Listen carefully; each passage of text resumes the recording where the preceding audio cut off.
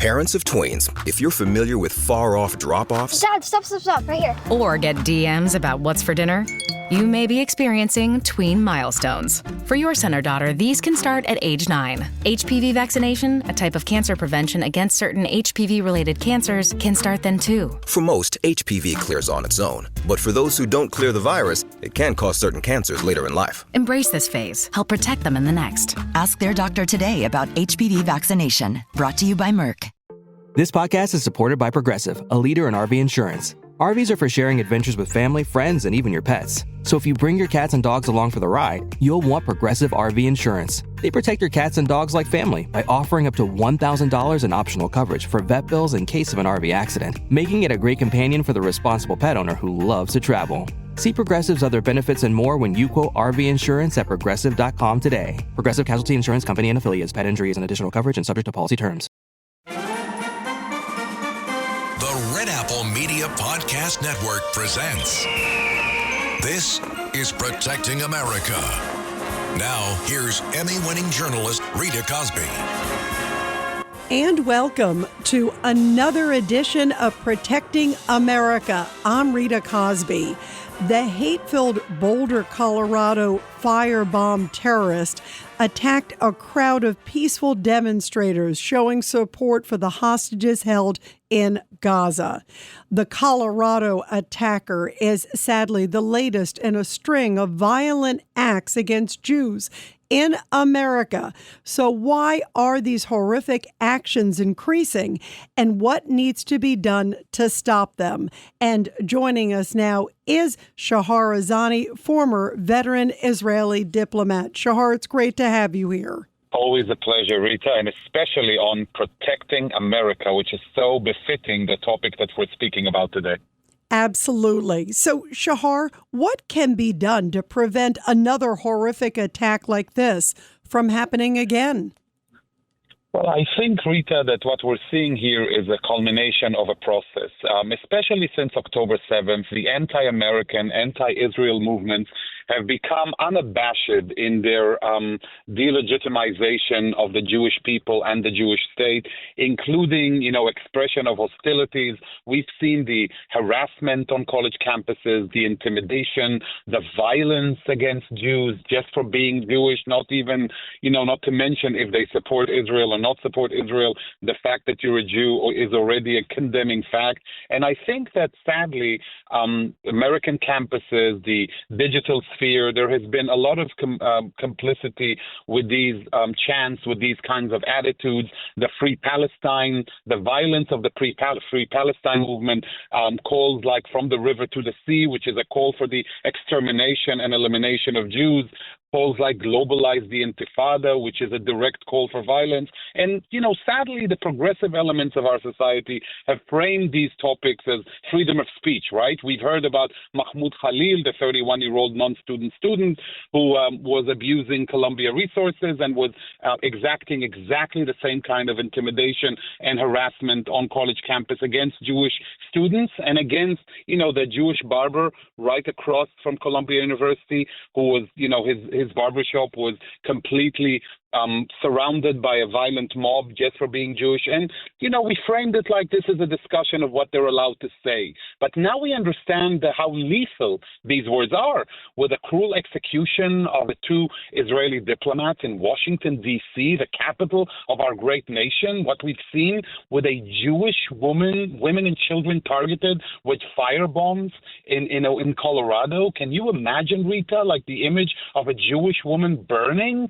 on the streets of our nation? This kind of visual that we could have never imagined. And it just highlights the danger of all of these outcries and demonstrations that we've allowed to run amok in our cities, still allowing them to take place. I just want to tell you that in Germany, for instance, they have taken they have deemed illegal the call from the river to the sea Palestine will be free, which, like I said, is a call for the elimination of the Jewish people. And they prosecuted people for taking part in such demonstrations and chanting these calls for extermination. And that resulted in actual decrease in the amount of violence against Jews and such chants. And I think that the United States should consider all of these calls to be what they are, calls for violence. This is, calling fire in a theater. And it's time that we act against it. It's time to do something. I don't need hopes and prayers. I don't need condemnations.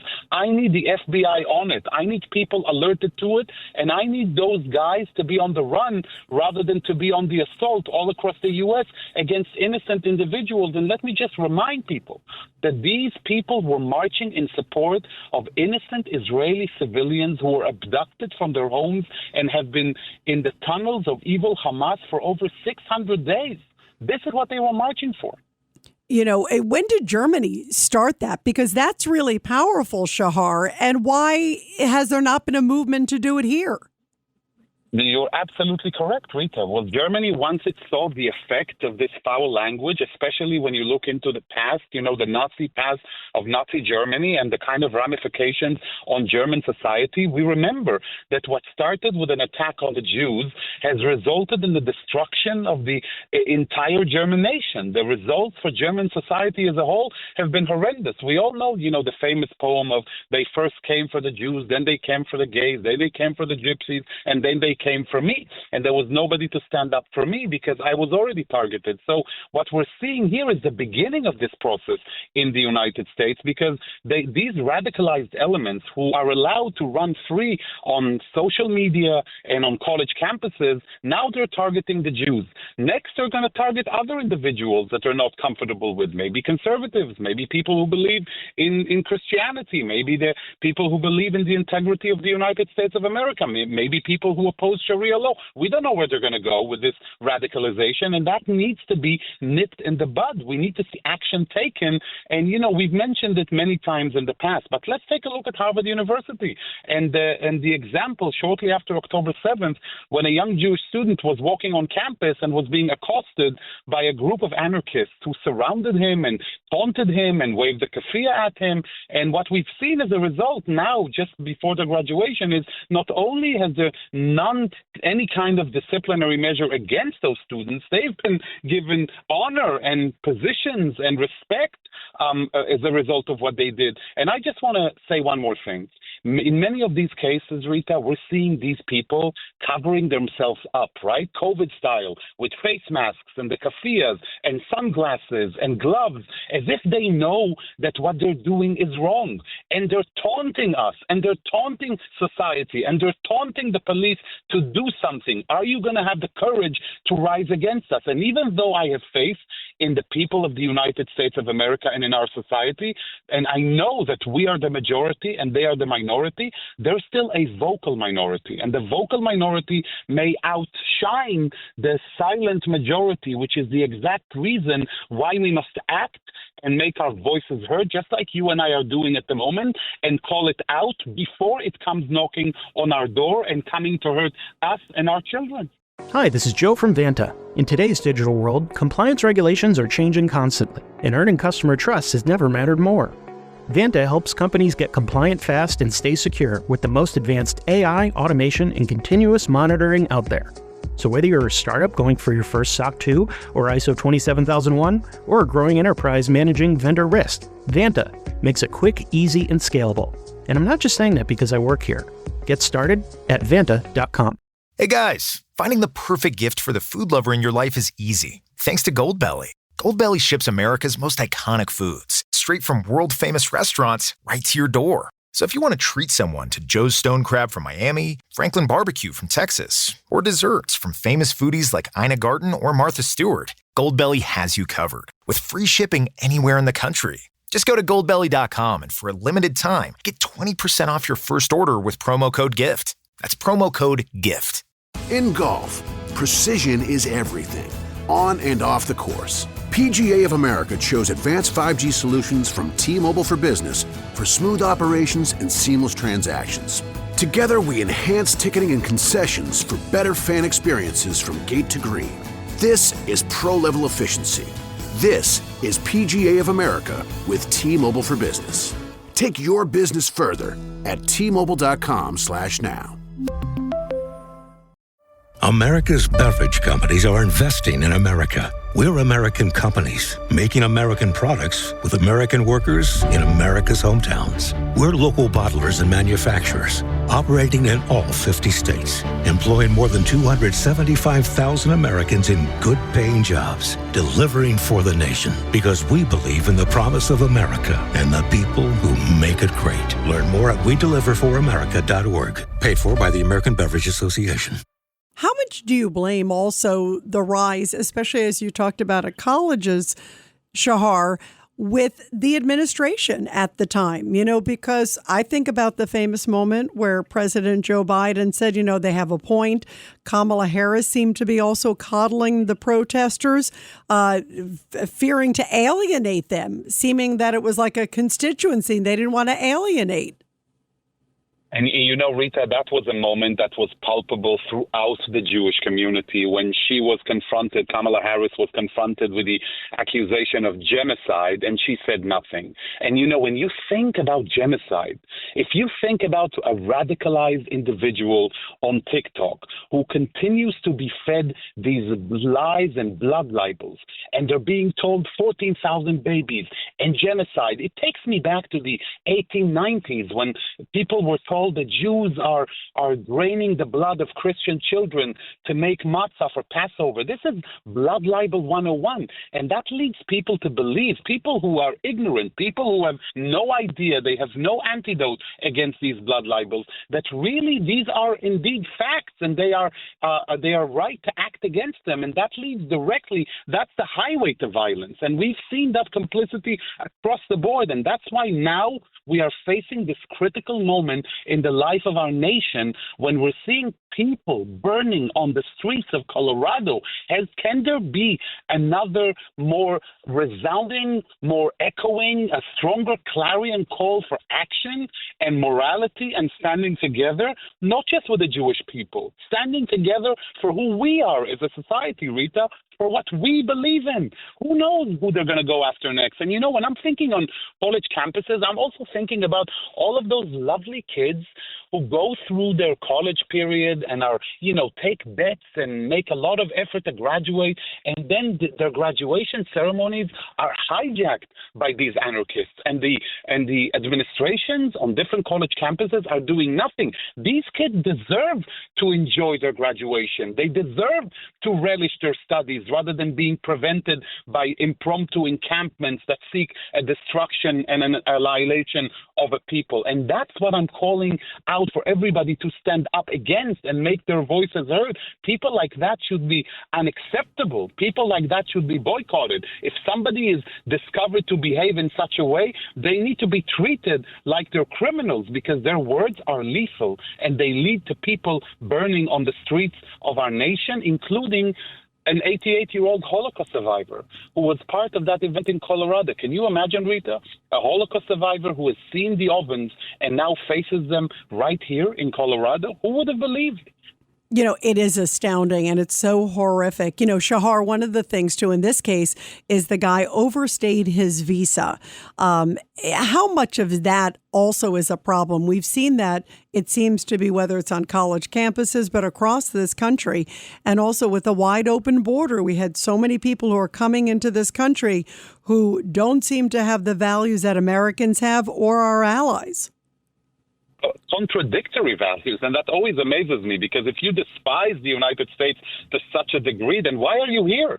To take over our nation? And we've seen so many of these individuals with affiliation to ISIS, with affiliation to Hezbollah, with a Pakistani who crossed the border in order to perpetrate an attack against a Jewish target in New York City. It really terrifies me, Rita, to think about all of those people who came in whom we don't know about. that we have no idea who they are. And when we talk about anti-Semitism specifically, I don't want us to relate to just the highlight cases like what we've seen in Colorado and the horrible execution in Washington, D.C. There are daily occurrences of violence and intimidation against Jews. A religious Jew who was shot in Chicago, a Jewish kid I spoke to at University of Denver who was kicked and called a kike. And before that, he was Jewish, right? He was Jewish, but he wasn't really he was okay with it. He felt comfortable. And suddenly he was pushed into this corner to own his identity. And that's been the reaction with many young Jews who've decided to own their identity as a result of this animosity. But we're seeing this on an individual level. In France last year, a 12-year-old girl was raped because she was Jewish by a gang that was anti-Semitic. These things manifest themselves in the most personalized and individual way possible. And I think sometimes when we only look at the headliners, we miss that point. And we've seen the ramifications of these illegal immigrants who come in with nefarious intentions into the United States. We've seen them taking part in all sorts of acts of violence, not just against Jews, but against everyone. And that is something that I really want to compliment the Trump administration for this incredible achievement of being serious about the southern border. This is no laughing matter. This is our life that's at stake here. You brought up earlier, Shahar, Mahmoud Khalil. And Mahmoud Khalil, of course, the leader of the student protests there in Colombia. There are judges that are blocking his deportation. And yet here is a guy who, was part of a group that was handing out, obviously, these anti-American, pro-Hamas materials. Also, we've seen all the different protests on Columbia campus. What can be done when you see these judges? And what do you think when you see judges blocking the deportation, fighting to keep people like that here? Because you brought up the Trump administration, but it seems like the Trump administration is dealing with rogue judges at every turn. We have to educate ourselves and our society to be ready to defend ourselves. The kind of message that you're sending to all of the, residency card holders, the green card holders out there, you tell people that they need to abide by certain laws.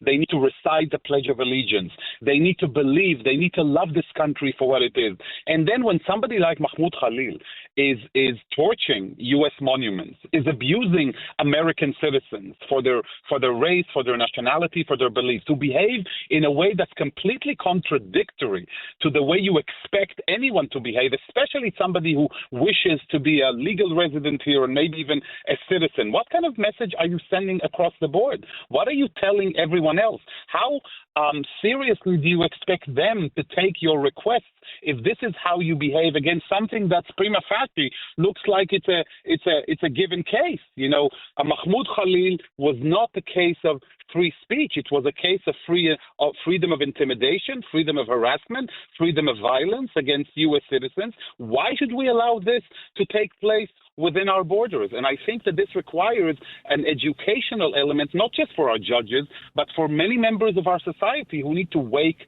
up. It's time we wake up. It's no laughing matter. If we allow this to take place, then this vocal, violent, malicious minority will own our streets. And how can we allow this? A society, a democratic society, has the right to defend itself with its own tools. And this is one of those tools. Yeah, and also he was the leader of the group. So if you can't get the leader of the group deported, say there's somebody else who is also spreading hate, the allegations of that, it's going to make it a lot harder, obviously, which is why this case is a big deal, right?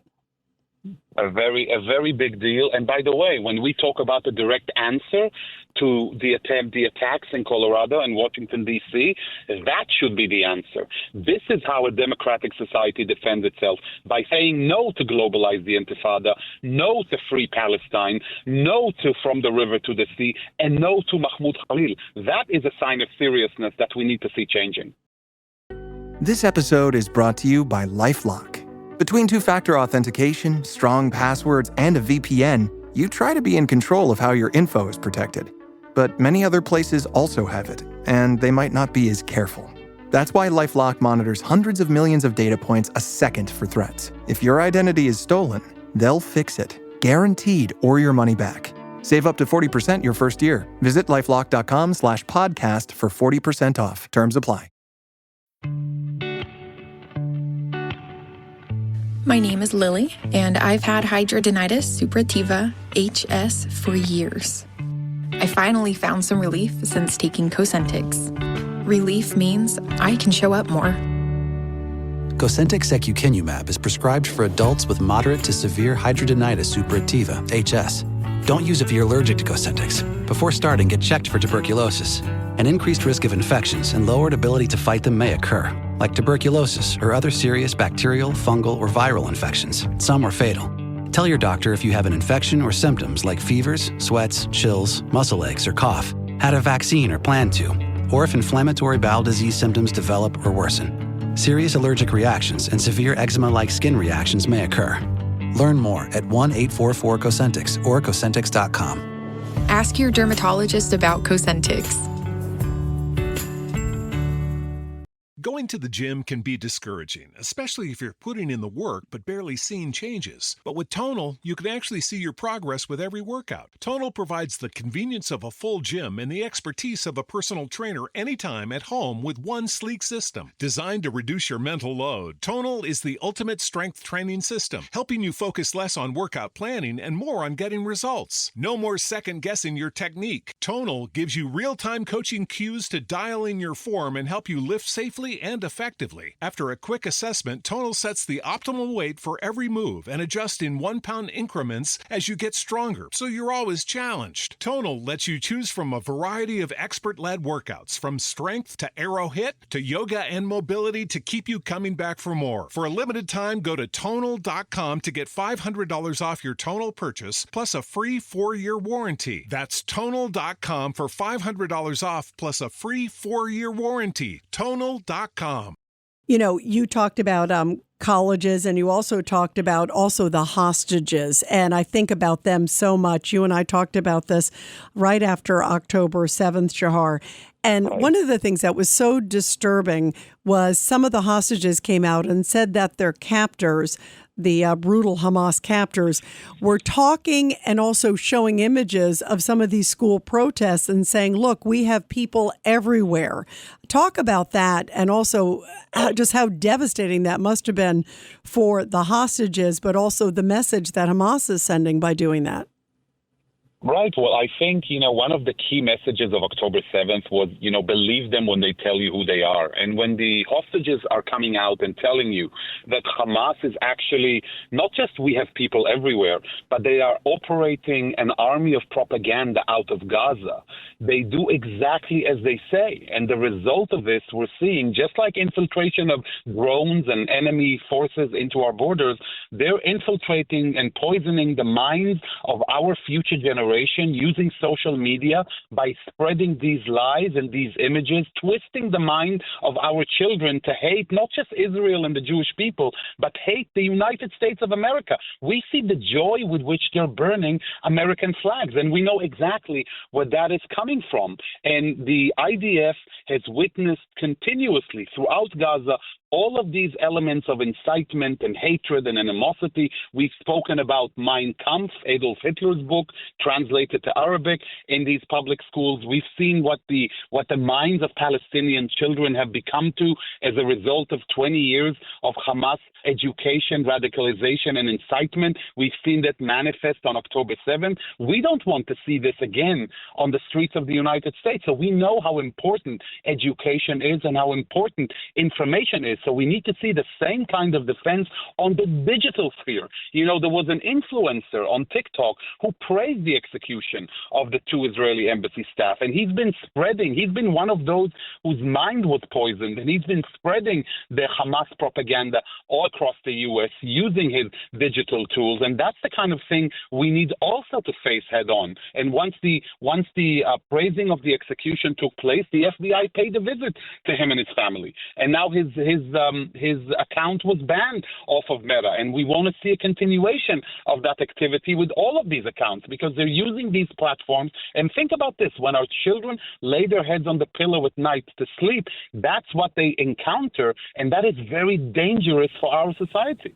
Yeah, no doubt. And before we let you go, Shahar, we always talk about the hostages too, of what is the latest? How many do we believe are still alive? And I cannot believe, as you talked about, how many days they have been there, and many of them in those dark Gaza tunnels. Right. We have 58 at the moment. The estimate is that 20 at least are still alive. I can't imagine the torment that they are going through, with the rest being considered dead. Hopefully we know where their bodies are, because we know that Hamas is trading bodies. And when they talk about the babies that supposedly are dying in Gaza, I keep on going back, Rita, to the Bibas babies, to Kfir and Ariel Bibas, the 9-month-old Kfir when he was kidnapped, and 4-year-old Ariel. And I go back to one of the testimonies of one of the staff members and the institute in Tel Aviv that examined their bodies when they were handed back from savage Hamas, and the kind of cruelty with which they were executed and their mother were executed. And it takes me back to understanding the fight that we are waging at the moment, which is a fight not just against radical elements of Hamas within Gaza, but the fight for education, the fight against hatred, and the fight against the kind of incitement that made such atrocious deeds possible. And it's akin to the same fight that we're waging here. So when we think about the lessons learned from the plight of the hostages, and when we hear from these hostages about the way they were treated by children, who, when they knew that they were staying in these Palestinians' homes, and a 7-year-old child would come to a female hostage who was chained to the wall, knowing how hungry she is, and dangling a candy in front of her, spitting at her, and then walking away. That's what I fear. That's the poison that they're trying to bring into our society. And this is what we are committed to standing up against. And we must be this iron wall against this poison within our society. And I know that together we will win this, because as a beacon of truth, and that's why I want to thank you, Rita, for all of the work that you have done in the course of the last couple of years and throughout your journalistic career, to spread that truth and to stand up for what we believe in and to make all of our voices heard. So for that, I want to thank you on behalf of all decent people out there who listen to you and follow you. Thank you. And Shahar, we are with you. We are with the Israeli people, and we pray that all of the hostages also do come home, and we will always speak out and fight against evil. Shahar, thank you. And by the way, everybody be sure to subscribe and share to this podcast. And Shahar Azani, thank you so much for you always being a beacon of light and inspiring us to fight and to know our history and to make sure it's never repeated again. Thank you, and God bless Israel and the United States of America. And everybody, I'll be back soon with another great edition of Protecting America. And of course, you can catch me every weeknight, 10 p.m. to midnight on the legendary WABC Radio. This is Rita Cosby, and thanks for all you do to protect America.